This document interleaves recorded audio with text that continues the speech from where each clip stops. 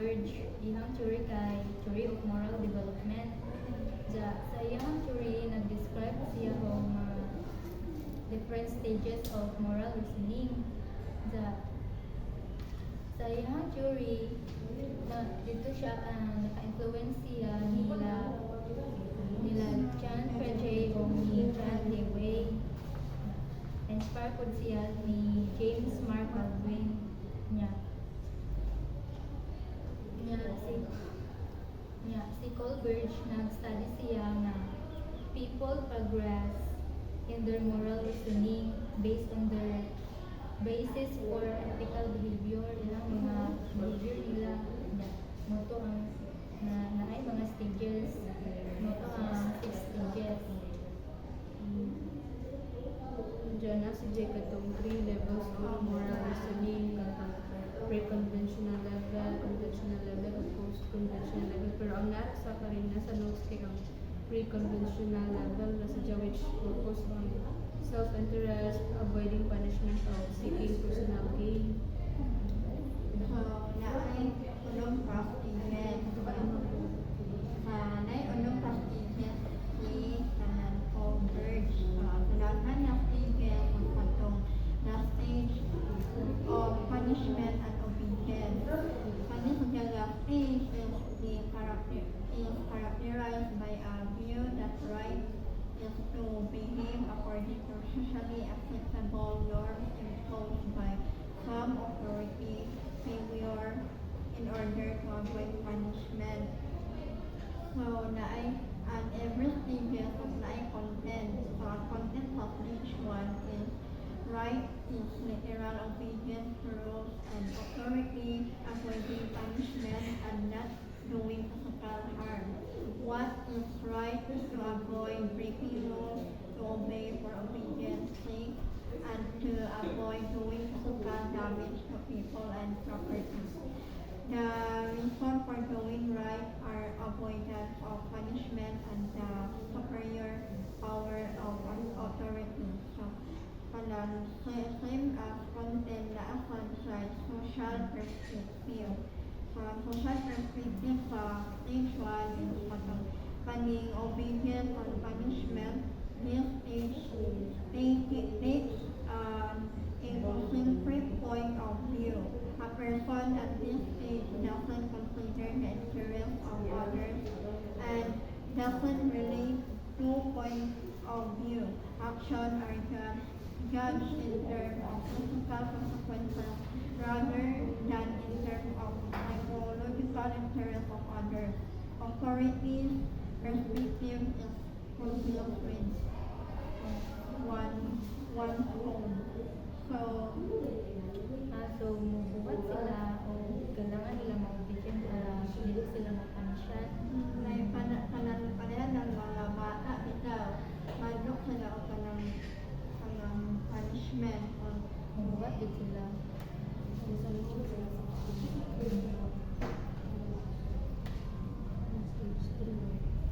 So, the Canoa stage is the stage of individual incremental purpose and change. Kaning stage is characterized by a view that right behavior means acting in one's own best interest. Content via is right to serving one's own or others' need and making fair deals in terms of concrete exchange.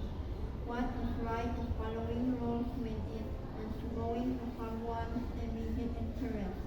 Right is acting to meet one's own interest and means and letting others do the same. Right is also what is fair, that is what is an equal exchange, a deal, an agreement. The reason for doing right is to serve one's own needs or interests in a world where one must recognize that other people have their interests too. So, yung social perspective is individualism, incrementalism, and change. This takes comfort in individualistic perspective. A person at this stage superiors his own interests and points of view from those of authorities and others. He or she is aware that everybody has individual interest to pursue and this conflict so that right is relative.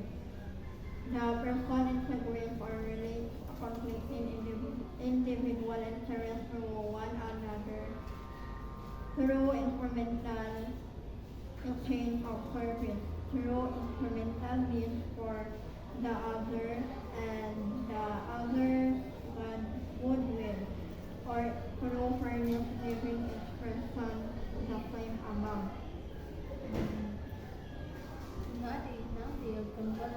Kung katulog ka, Tulog ka, wala listening, kanang kung ano si Jack, pre-conventional level na nabilong ang ang stage 1 hanggang stage 2, yang sa conventional level, ay katong stage 3, stage 4, Pag walang yung kanang yang sa post-conventional katong stage 5 hanggang stage 6 ang each two is pre-conventional. so ano na lang pa stage 3 conventional Stage 2, the stage of mutual interpersonal expectations, relationships, and conformity.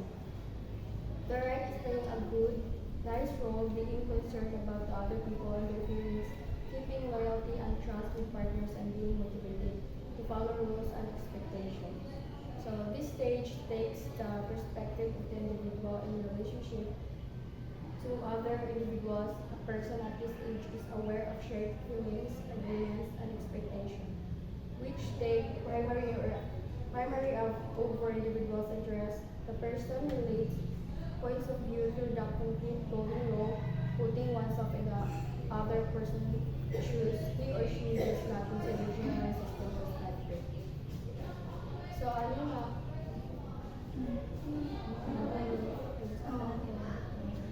So, ano nga stage ka ng murag kung kitay ka ng murag aware na bitaw ka na nakabuot, hindi ka ganahan buhat sa, ay hindi ka ganahan na sa buhat ang sa murag yung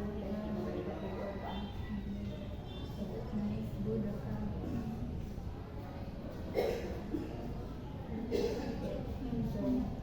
Stage 4, the stage of social system and prescience maintenance.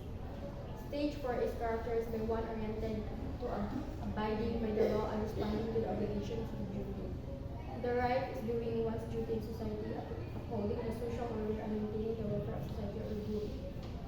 Kanang kani kay murag nag-more siya sa law, kanang murag pareha ng mga kuan bitaw junk driving kanang dili bitaw kailangan sa law more than safety Kanang conventional level ko na emphasize naman sila sa mga social roles, so kailangan sila para dili ka maintain ko yung order.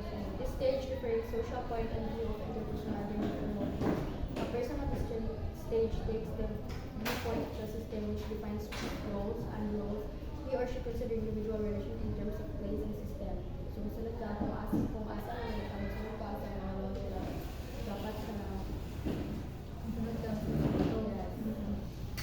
nakabuo na nila.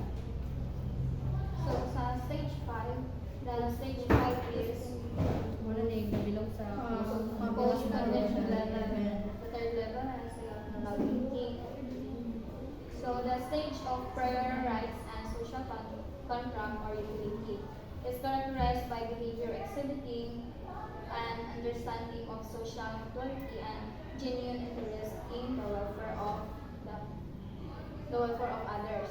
So, kaning stage 5 kay more related siya sa mga philosophy, law, or sociology.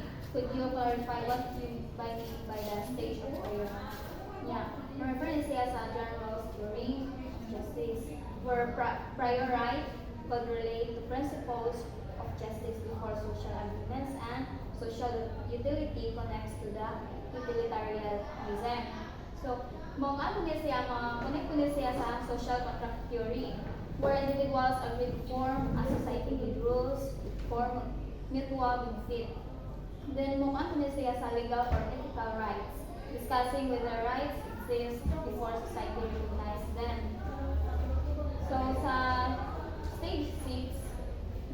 stage of universal ethical principle is characterized by an attitude or of respect for universal principle and the demands of ethical science. So this stage assumes guidance by universal ethical principle that all humanity should follow. Dapat follow sa basa siya ng kuan. Siya ng Ethical principle. ethical principle. Regarding when laws violate these principles, one acts in accordance with the principles. Principles are universal principles of justice, the equality of human rights, and respect for dignity of human beings as individuals.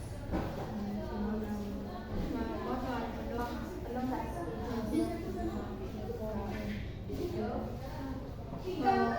Ano na punta ka kuan? Mga na-learn na to ani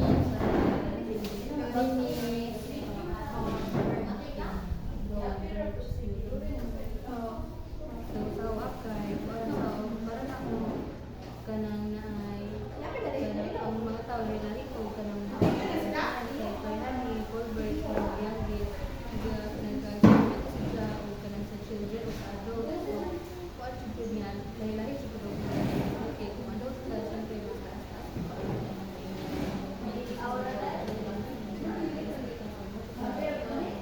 So ako kanang dili na to mapagtan sa kini ni Congress ko kanang panyahan at kanang wala ka mga bata dito may bawan na kung kanang ingana ilahan at may bata kanang dili ko na to may bawan kanang mapagtan kanang makakamot na palain na manakon ay wala man orang makawan ka maani mapagtan na kung ka kanang you're really over. So, before kanang si Converge kay na siya nag-observe and then nag-test siya o children or adults para makakonclude siya sa mga ilang moral development o sa mga stages na ito